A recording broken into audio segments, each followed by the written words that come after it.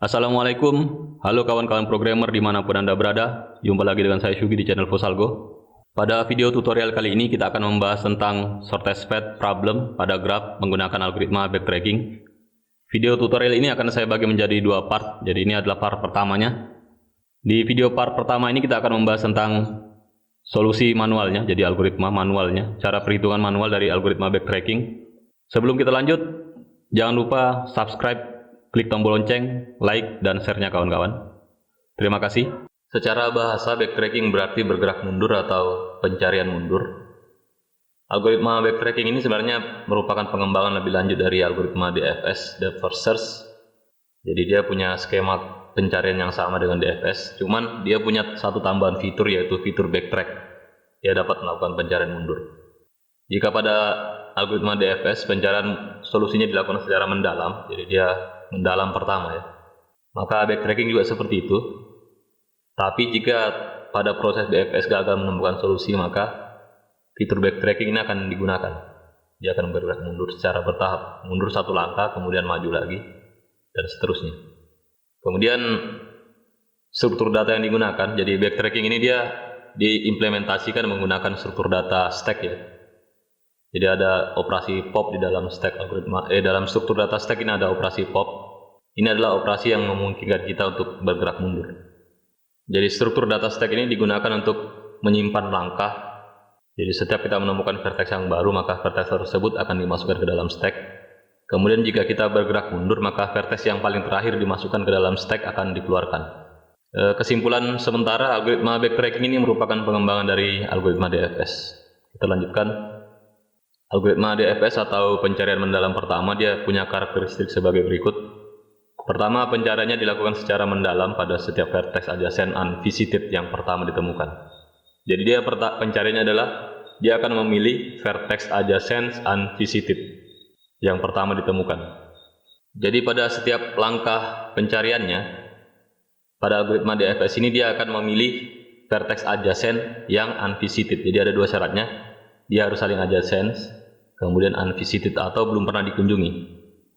Jadi vertex adjacent unvisited yang pertama ditemukan. Jadi dia ada banyak vertex yang adjacent dan unvisited mungkin, tetapi yang paling pertama ditemukan itu langsung dijadikan sebagai vertex tujuan. Jadi di sini kata pertama, karena kita melakukan pencarian atau penelusuran vertexnya dari kiri ke kanan, dari indeks yang terkecil ke yang terbesar, maka kata first atau kata pertama ini yang dimaksud dalam algoritma DFS, Depth First Search ini, pencarian mendalam pertama. Jadi yang dimaksud sebagai kata pertama ini adalah, pertama ini berarti vertex yang paling kiri ditemukannya. Jadi dia cara kerjanya cari vertex adjacent unvisited dengan indeks paling kecil yang pertama ditemukan ya. Jadi indeks terkecil yang ditemukan itu akan dijadikan sebagai vertex tujuan. Kemudian langkah berikutnya juga begitu, dia cari lagi yang pertama, yaitu yang indeksnya terkecil, dengan syarat ini harus adjacent dan unvisited. Jadi pencariannya begitu, dia dapat maju lagi terus maju terus sampai dia temukan solusi vertex akhir. Jadi dia pencariannya secara mendalam, senantiasa bergerak maju, kecuali jika terjadi deadlock maka dia akan melakukan backtracking. Ya, jika DFS gagal menemukan solusi maka operasi backtracking dijalankan. Ya, pada kasus kita nanti kita akan melakukan penelusuran vertex adjacent itu dari kiri, dari indeks terkecil ke yang terbesar. Di sini studi kasusnya kita akan mencoba mencari solusi graph lintasan terpendek pada graph yang sama dengan yang kita gunakan pada video sebelumnya ya. Graph yang ini.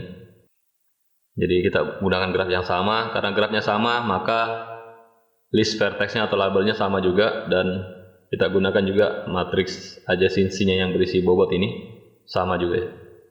Kemudian kasus untuk pengujian pertama, vertex awalnya kita mulai dari D, kemudian vertex akhirnya juga K. Jadi untuk simulasinya kita tetap gunakan vertex awalnya D dan vertex akhirnya adalah K.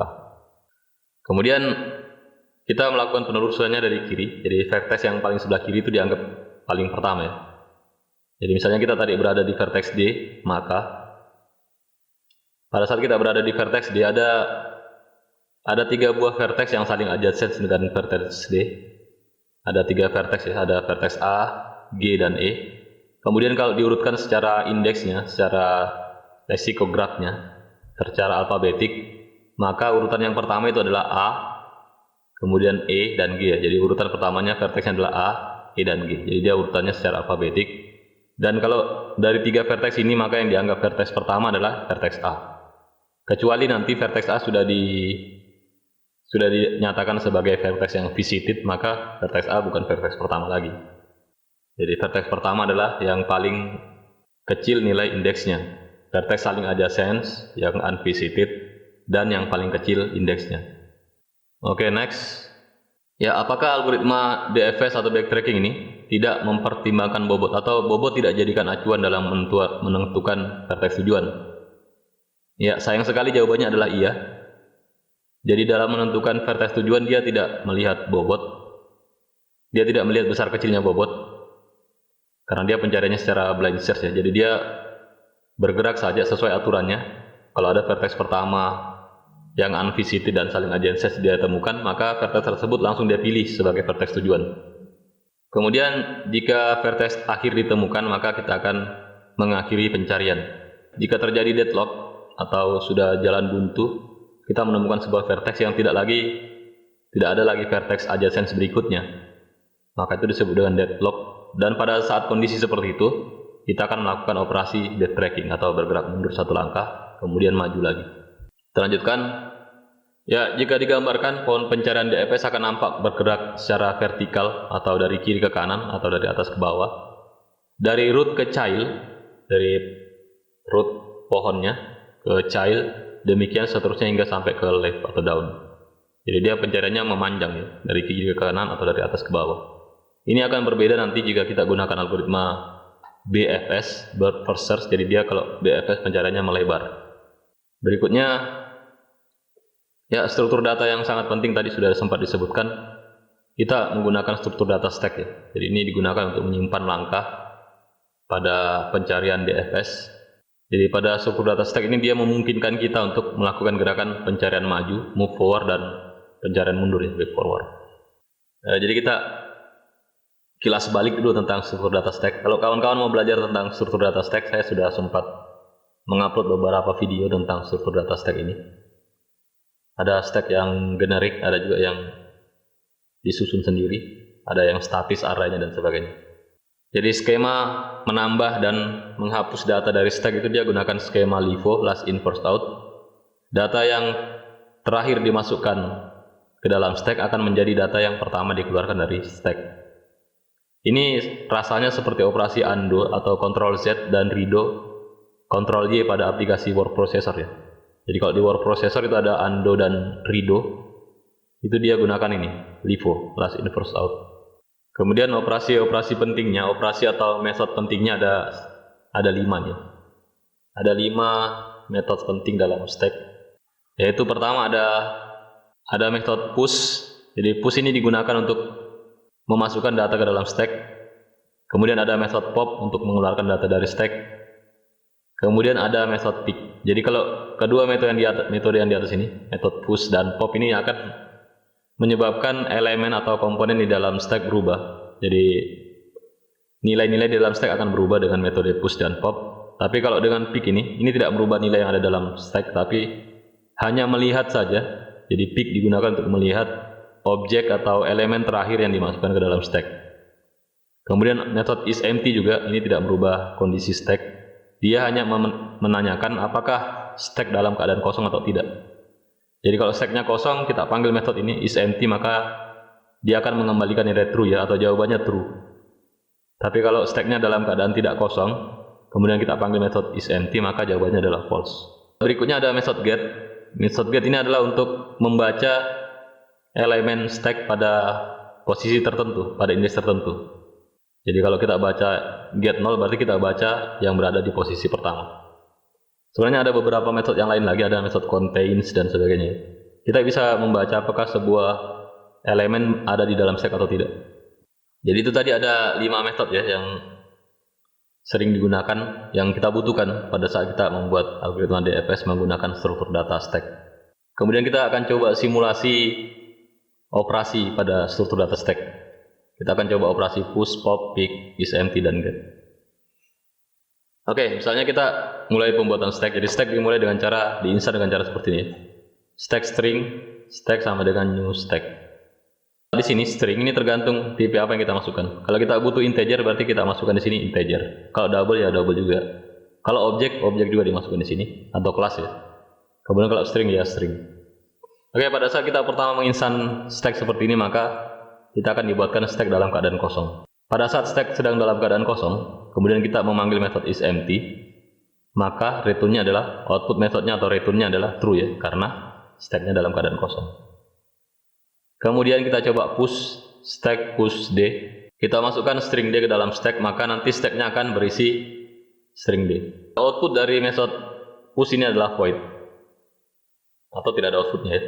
Kemudian kita push lagi string a, maka stack akan berisi da. Kita push string c, maka stack akan berisi dac.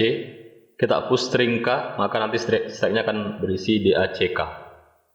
Ya, kemudian kita pop. Jadi operasi pop ini gunanya untuk membaca sekaligus mengambil data yang terakhir dimasukkan ke dalam stack.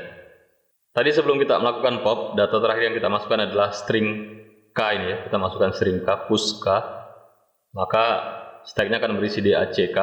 Kemudian kita pop. Pada saat kita pop, maka data yang diambil adalah data yang paling terakhir dimasukkan tadi, yaitu string k. Maka outputnya adalah k dan stacknya berubah jadi dac. Kita panggil lagi operasi popnya. Jadi tadi stacknya sudah berisi dac. Kita panggil operasi pop, maka data yang terakhir ada di stack adalah c ya. Data paling belakang, paling ekor ini adalah c. Biasa orang sebutnya paling top juga, posisi paling atas, karena ini kita letakkan secara horizontal, tidak vertikal, maka kita sebut saja data paling ekor. Jadi kita pop lagi, maka C ini akan dikeluarkan dari stack. Dan stack bisa berisi DA. Ya, kita coba operasi lain lagi. Ada operasi push, kita push L, masukkan lagi L ke dalam stack, maka stack kita akan berisi DAL, dal. Kemudian kita push lagi G, stack kita akan berisi DALG. Kemudian kita pick. Ya, pick ini gunanya untuk membaca saja data yang terakhir dimasukkan, tetapi dia tidak merubah elemen yang ada di dalam stack. Jadi beda dengan push tadi, dengan pop tadi ya. Kalau pop dia baca kain dari stack yang sebelumnya dan dia langsung dihapus. Jadi dia langsung mengambil nilai terakhir dari stack, mengambil nilai ekornya. Kemudian kalau pick maksud saya, kalau pick dia hanya membaca saja data yang paling terakhir, paling ekor, tapi stacknya tidak berubah. Kemudian kita panggil method isEmpty. Karena stacknya tidak sedang dalam keadaan kosong, kalau kita panggil ini method isEmpty, maka dia akan mengembalikan output nilai false ya. Stacknya tidak berubah, nilai yang dikembalikan adalah false. Kemudian push C, kita masukkan lagi C, maka stacknya akan berisi DALGC. Kemudian kita get 2 ini artinya untuk memanggil nilai elemen yang berada pada posisi 2. Jadi dia mulai angkanya dari 0 ya, 0, 1, 2. Kalau pada posisi 2 berarti hurufnya adalah D, A, L ya, 0, 1, 2. Maka nilai yang dikeluarkan adalah L ya. Karena indeks di Java dia mulai dari 0. Berarti indeks 2 itu adalah sebenarnya angka ketiga ya, atau string ketiga, 1, 2, 3. Jadi outputnya adalah L. Stacknya tidak berubah di ALGC. Kemudian kita pop lagi. Ya, kalau kita pop maka stacknya akan berubah dan metode ini mengeluarkan atau menghasilkan output C dan stacknya berubah DALG. Kemudian kita push lagi O, kita push O lagi, string O, maka stacknya akan berisi DALGO, dalgo. Kemudian kita push lagi string N, maka stacknya akan berisi DALGON, dalgon. Kemudian kita push lagi A, maka stacknya akan berisi string ya, DALGONA, dalgona. Kemudian kita panggil method isEmpty. Jadi karena stacknya tidak kosong, ada isinya. Kalau kita panggil method isEmpty maka jawabannya adalah false ya, karena dia tidak kosong. Kemudian kita pop lagi, keluar stacknya berkurang hurufnya, huruf yang terakhir hilang A-nya, dipanggil kemari, jadikan output dalgon. Kemudian berkurang terus, kita pop lagi, huruf terakhir akan dikeluarkan jadikan output dan stacknya berubah, demikian seterusnya sampai habis. Ya kita get, ya tunggu, kita get ini. Jadi di sini tadi DA, stringnya adalah DA, kita panggil method get, maka nanti outputnya adalah D ya. Jadi pada posisi 0 adalah D, pada posisi 1 adalah A. Kemudian kita pop lagi DA, stacknya adalah DA, kita panggil method pop, maka outputnya adalah A, dan isi stacknya adalah huruf D ya, string D. Kemudian kita pop lagi, maka outputnya adalah D, dan string sekarang menjadi kosong. Pada saat string kosong seperti ini, jika kita panggil method stack is empty, maka outputnya akan menjadi true ya. Oke, saya kira itu review untuk struktur data stacknya. Kita kembali ke problem kita. Jadi problem kita adalah shortest path, mencari lintasan terpendek atau jalur terpendek, jalur terdekat. Dalam hal ini contoh kasusnya kita gunakan untuk pengujian sementara, untuk simulasinya. Jadi kita start dari vertex D ini ke vertex K. Kita akan mencari lintasan terpendek dari D ke K menggunakan algoritma DFS atau backtracking. Jadi kita akan melakukan simulasi pencarian shortest path dari vertex D ke vertex K ya, menggunakan algoritma DFS atau backtracking. Lanjut. Jadi kita akan start dari vertex D, berakhir di vertex K dengan cara memilih vertex aktif atau unvisited dan adjacent ke vertex asal yang pertama. Jadi yang pertama didapatkan itu langsung dijadikan sebagai vertex tujuan. Ya, jika tidak ada lagi vertex yang saling adjacent dengan vertex asal, sementara vertex akhir juga belum ditemukan, maka kita akan melakukan backtracking. Kalau sudah ada, kita akhiri pencarian. Kalau sudah ditemukan vertex akhir. Ya, kita start dari vertex D. Mula-mula kita memasukkan vertex awal ke stack ini. Jadi vertex awalnya adalah D, kita masukkan ke dalam stack. Kemudian kita mulai pencarian di sini. Berikutnya. Jadi yang pertama kita lakukan pada saat pencarian adalah kita bertanya, vertex paling akhir adalah apa? Jadi kita gunakan operasi pick untuk membaca vertex terakhir dimasukkan. Jadi karena vertexnya baru satu, stacknya baru berisi satu vertex, baru vertex D yang kita masukkan, maka outputnya adalah vertex D. Dan vertex D ini ternyata bukan vertex akhir. Kalau bukan vertex akhir, maka kita akan mencari vertex adjacent dan unvisited yang ada, yang berhubungan atau yang bisa dilihat dari vertex D ini. Jadi kita cari vertex unvisited. Semua vertexnya belum unvisited ya, kecuali vertex D ini semuanya unvisited. Kemudian yang saling adjacent, unvisited, yang saling adjacent dengan vertex D ini adalah, pertama ada vertex A, E, dan G. Kita urutkan secara alfabetik. Jadi yang pertama adalah A, E, dan G. Jadi kemudian dari ketiga vertex ini yang paling pertama ditemukan atau yang paling kecil indeksnya adalah vertex A ya. Jadi yang di antara ketiga vertex ini, A, E, dan G, secara alfabetik kalau diurutkan, maka yang paling kecil indeksnya adalah vertex A. Maka yang selanjutnya kita jadikan vertex tujuan adalah vertex A. Kita push vertex A ini ke dalam stack, dan nanti stacknya akan berisi DA. Kemudian sebelum kita melanjutkan ke langkah berikutnya, kita set ini. Kita set nilai visited dari vertex A ini adalah true, supaya nanti kita tidak perlu lagi memeriksa vertex A. Oke, kita ke langkah berikutnya. Sekarang stack kita sudah berisi D dan A. Secara visual dia nampak seperti ini dari D ke A. Ya, kita lanjutkan. Operasi pertama yang kita panggil adalah pick. Jadi vertex.pick, stack vertex.pick, dia akan mengeluarkan output vertex A ya. Kemudian vertex A ini juga ternyata bukan vertex akhir, maka kita akan mencari vertex unvisited yang adjacent ke vertex A, yaitu vertex B dan vertex C. Kita urutkan secara alfabetik ya, dari B dan C. Nah, dari kedua vertex ini, yang pertama ditemukan atau yang paling rendah indeks alfabetiknya adalah vertex B.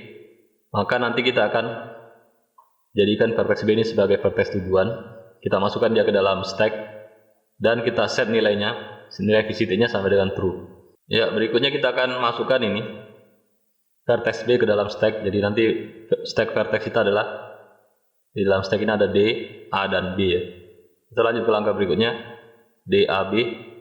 Stack kita berisi vertex D, A, dan B. Maka pada saat kita melakukan pick ini akan menghasilkan output vertex B, karena vertex B adalah vertex yang paling terakhir dimasukkan ke dalam stack. Tetapi dia belum dihapus ya, jadi perintah pick ini tidak menghapus elemen pada stack vertex. Kemudian vertex B ini juga bukan vertex akhir. Karena dia bukan vertex akhir, maka kita lanjutkan. Dari vertex B ini terdapat dua vertex adjacent yang belum dikunjungi ya, unvisited, yaitu vertex F dan vertex H. keduanya belum pernah dikunjungi ya, unvisited, dan saling adjacent ke vertex B. Secara alfabetik disusun, dia berarti ada vertex F dulu baru H ya. Maka vertex yang kita pilih adalah vertex F. Selanjutnya kita masukkan vertex F ini ke dalam stack dan kita set nilai visitednya sama dengan true, atau dia dinyatakan sebagai vertex yang telah dikunjungi. Jadi nanti stack vertex kita akan berisi DA, B, F. Kita lanjutkan. Sekarang stack vertex kita berisi vertex D, A, B, F. Vertex yang berada pada posisi top yaitu vertex F, karena dia adalah yang terakhir dimasukkan. Dan vertex F ini juga bukan merupakan vertex akhir. Maka kita lanjutkan lagi proses berikutnya. Dari vertex F ini terdapat 4 pilihan vertex adjacent yang unvisited, yaitu vertex C, G, H, I. Jadi diurutkan secara alfabet C, G, H, I, dan yang paling pertama dari keempat vertex ini adalah vertex C. Maka nanti berikutnya kita akan bergerak ke vertex C. Pertama dengan cara menyimpan vertex C ini ke dalam stack vertex. Kemudian kita set juga nilai visited dari vertex C ini sebagai true, artinya dia sudah dikunjungi. Kita akan ke vertex C. Dari F tadi dari vertex F kita ke vertex C. Ya, di vertex C ini, di sini terjadi deadlock. Karena pada saat kita pick vertex C, dia keluar vertex C. Dia juga bukan vertex akhir. Tetapi, ya di sini, pada saat kita berada di vertex C, ternyata di sekitarnya ini, sudah tidak ada lagi vertex adjacent ke vertex C yang belum dikunjungi, unvisited ya. Ini ada vertex yang saling adjacent ke vertex C. Dari C kita bisa ke A sebenarnya. Tapi vertex A ini sudah dikunjungi atau sudah visited tadi. Maka di sini terjadi deadlock atau terjadi jalan buntu. Kalau kondisinya seperti ini, disinilah digunakan operasi backtrack. Jadi di sini kita bergerak mundur, dari C ini kita bergerak ke F. Jadi secara di program itu kita mundurnya itu pakai operasi pop ya. Jadi kita memanggil metode pop yang ada di stack vertex.pop. Ini akan menyebabkan dihapusnya ini, akan menyebabkan vertex C ini dihapus dari stack. Jadi kalau kita melakukan pop, maka vertex C akan dihapus dari stack. Maka akan jadi seperti ini. Kita bergerak mundur ke F lagi. Dan C sudah ditandai sebagai vertex yang visited. Jadi kalau kita evaluasi ulang, pada saat kita pick ini akan keluar vertex yang terakhir adalah F, benar, F. Kemudian F juga bukan vertex akhir. Kemudian di langkah berikutnya ini berbeda. Jadi kalau sebelum C dikunjungi, maka dia adalah vertex yang unvisited. Tapi sekarang kondisinya berbeda. C tadi sudah kita kunjungi ya. Maka sekarang hanya tersisa 3 pilihan vertex adjacent yang saling adjacent ke vertex F dan belum dikunjungi, yaitu vertex ini G, H, dan I. Vertex C tidak, karena dia sudah unvisited walaupun dia saling adjacent. Dari ketiga vertex ini G, H, I, yang paling rendah nilai indeksnya adalah vertex G. Maka berikutnya kita akan bergerak ke vertex G dengan cara memasukkan vertex G ini ke dalam stack dan menandai nilai vertexnya sebagai visited. Ya, kita akan bergerak ke G sebentar. Kita maju. Ya, kita bergerak maju ya, ini. Jadi vertex G sudah ada di dalam stack. Kemudian dia adalah elemen terakhir. Jadi kalau kita kita pick lagi nih, maka vertex yang akan dijadikan output adalah vertex G, dan G juga bukan vertex akhir. Berikutnya kita akan mencari vertex yang adjacent ke vertex G. Kalau yang adjacent ke vertex G ada vertex D, E, dan J. Ada 3 vertex sebenarnya. Cuman vertex D ini sudah dikunjungi tadi, sudah visitednya sudah true. Berarti dia tidak dipilih lagi. Tersisa vertex E dan vertex J. Dari kedua vertex ini, E dan J, yang paling rendah indeksnya adalah vertex E, maka nanti yang kita masukkan ke dalam stack adalah vertex E, bukan vertex J, tapi vertex E dulu. Kita masukkan vertex E ke dalam stack, dan kita set nilai visitednya sama dengan true. Seperti ini. Ya, kita masukkan ke dalam stack. Kemudian, dari vertex E kita bergerak ke vertex L, tidak ada pilihan lain, hanya ada ke vertex L saja. Kemudian, dari vertex L kita ada 2 pilihan, ada vertex I dan K. Yang paling kecil nilai indeksnya adalah I, maka kita bergerak ke vertex I. Kemudian dari vertex ini ada dua pilihan, ada J dan K. Sebenarnya ini K adalah vertex akhir, tapi dia harus menjalankan perintah DFS-nya secara konsisten, maka dia pilih vertex pertama adalah vertex J. Jadi nanti dia bergerak ke vertex J dulu. Kemudian dari vertex J sudah tidak ada pilihan lain lagi, tidak ada vertex adjacent yang unvisited. Ada sebenarnya vertex G, cuman dia sudah dikunjungi, maka dia tidak bisa dipilih lagi. Di sini dia akan terjadi deadlock lagi, maka dia akan bergerak mundur dengan cara memanggil operasi pop. Dia bergerak mundur ke vertex I lagi, dari vertex I dia evaluasi lagi. Vertex yang saling adjacent dengan vertex I dan belum dikunjungi adalah vertex K ya. Kalau vertex F sudah dikunjungi karena dia tadi sudah dikunjungi dari vertex B, vertex J juga sudah dia kunjungi, maka sekarang pilihannya adalah vertex K. Kemudian kita masukkan vertex K ini ke dalam stack. Ya, terakhir kita melakukan pick lagi. Vertex yang terakhir dimasukkan adalah vertex K, dan vertex K adalah ternyata dia adalah vertex akhir. Karena vertex K merupakan vertex akhir, maka mission complete dan pencarian pun berakhir. Kalau kita gambarkan dalam bentuk struktur pohon, maka pencarian kita bisa terlihat seperti ini. Kita mulai dari vertex D ini, D. Kita mulai dari vertex D, kemudian bergerak maju. Ada tiga pilihan dari vertex D, ada A, E, dan G. Yang dipilih adalah vertex A dulu yang paling pertama. Kemudian dari vertex A ada dua pilihan, vertex B dan C. Yang dipilih adalah vertex B, dia bergerak maju terus mendalam. Dari vertex B ada pilihan F dan H, yang dipilih adalah vertex H. Kemudian dari vertex B ini kita ke vertex F, yang dipilih adalah vertex F maksud saya. Dari vertex B ke vertex F, dia sisir ke kanan bagian atas dulu ya. Dia sisir dulu bagian atas terus. Kalau sudah tidak bisa, baru dia bergerak mundur satu kali. Dari F ada 4 pilihan, ada C, G, dan H, I. Ini saya urutkan dengan secara alfabetik. Jadi kita bisa pilih yang ke atas lurus. Ya, ternyata C ini, yang dari vertex C, dia terjadi deadlock tadi ya. Tidak ada vertex anaknya, tidak ada childnya. Maka dia akan bergerak mundur ke vertex F dan mulai lagi pencarian dari vertex F. Dari vertex F ada vertex ini ya, ada vertex G, H, I. Yang paling pertama adalah G. Sebenarnya C, tapi C sudah mati, maka kita pilih yang G. Dari vertex G dia bergerak maju. G punya dua child, ada vertex E dan J. Kemudian dia pilih vertex E ya, yang pertama dia temui. Dari vertex E dia hanya punya satu child, yaitu vertex S, vertex L, dia langsung ke vertex L. Kemudian di L ada childnya ada dua, ada I dan K. Dia tidak langsung pilih K, walaupun K ini adalah vertex akhir ya, tujuan kita yang paling akhir. Sesuai aturan backtracking atau DFS, dia akan pilih vertex I. Kemudian dari vertex I ada dua pilihan, ada J dan K. Di sini dia memilih vertex J. Kemudian di vertex J ini terjadi deadlock lagi yang kedua di sini. Jadi dia terjadi deadlock di sini. Maka dia akan mundur. Kemudian dia bergerak maju ke vertex K. Karena vertex K adalah vertex akhir, maka pencarian diakhiri. Dan pohon pencariannya seperti ini. Kalau kita gambarkan path-nya, berarti dia dari D, A, B, F, G, E, L, I, dan K ya. Jadi dia lintasannya seperti ini, dari D ke K seperti ini. Kalau pakai algoritma backtracking, kita lihat lagi sekali lagi.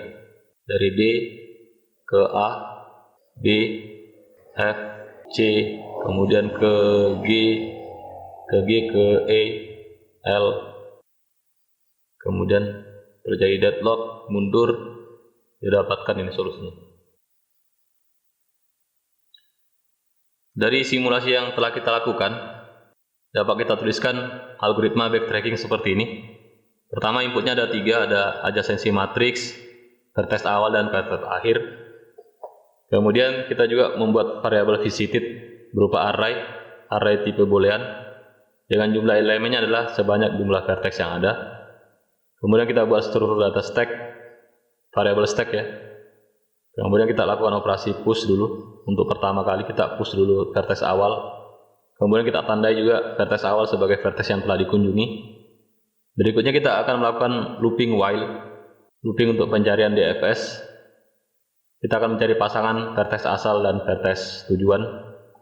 Vertex asal didapatkan dari stack.pick, yaitu membaca elemen terakhir di dalam elemen yang terakhir dimasukkan ke dalam stack. Kemudian kita bertanya di sini, jika vertex asalnya sudah sama dengan vertex akhir, itu artinya kita sudah berada pada posisi vertex akhir ya. Maka pencarian kita akhiri, lalu kita break, keluar dari looping while. Jika tidak, jika vertex asalnya tidak sama dengan vertex akhir, maka kita akan mencari vertex tujuan yang baru. Mula-mula kita buat variabel dengan nama vertex tujuan yang nilai awalnya kita tandai -1. Kenapa -1 bukan angka yang lain? Sebenarnya ini boleh angka yang lain, tetapi harus lebih kecil daripada 0 ya. Karena kita tahu indeks paling pertama di array itu adalah 0. Jadi kita gunakan angka negatif, angka yang bukan merupakan nomor indeks array. Indeks array di mana ini maksud saya? Array kolom yang ada pada ini. Jadi ini arraynya dimulai dari 0 sampai 11. Ya, ini nomor vertexnya ini dimulai dari 0 sampai 11. Jadi kita harapan nanti dia akan memilih salah satu dari ini 0 sampai 11. Tetapi mula-mula kita buat dulu dia nilainya adalah -1. Untuk menandai juga ketika dia tidak berubah nilainya, itu artinya kita tidak menemukan angka baru ya, nilai baru. Kita mula-mula kasih nilai vertexnya dengan nilai -1. Kemudian kita akan melakukan pencarian vertex pertama yang adjacent dan unvisited ya. Vertex adjacent dan unvisited yang pertama kita temukan, itu kita akan jadikan sebagai vertex tujuan jika ada. Jika tidak ada, maka nanti kita bisa menandainya. Jika nilainya tetap -1, berarti kita tidak berhasil melakukan dua langkah ini. Kita tidak berhasil menemukan vertex yang adjacent dan unvisited, dan kita tidak berhasil merubah nilai dari variabel vertex tujuan ini yang mula-mula nilainya ada -1. Kita tidak berhasil merubahnya. Kalau kita tidak berhasil merubahnya, secara bahasa manusianya, bukan bahasa program. Secara bahasa manusianya itu artinya kita tidak berhasil menemukan vertex baru yang adjacent dan unvisited. Itu artinya kita menemukan jalan buntu. Ya, kalau kita menemukan jalan buntu maka operasinya adalah pop. Tapi jika kita tidak menemukan jalan buntu atau di sini artinya kita menemukan vertex yang baru, maka kita set vertex tujuannya adalah sama dengan vertex yang pertama kita temukan di sini. Di proses ini, vertex adjacent yang belum dikunjungi. Kalau tidak ada, jadi else-nya adalah kita lakukan pop atau kita hapus komponen yang paling terakhir dari stack. Kemudian end of while. Kemudian setelah selesai melakukan pencarian ini, backtracking, kita akan menyusun path-nya dan menghitung bobotnya. Selesai. Oke, untuk video tutorial kali ini saya cukupkan sampai di sini dulu. Terima kasih. Wassalamualaikum warahmatullahi wabarakatuh.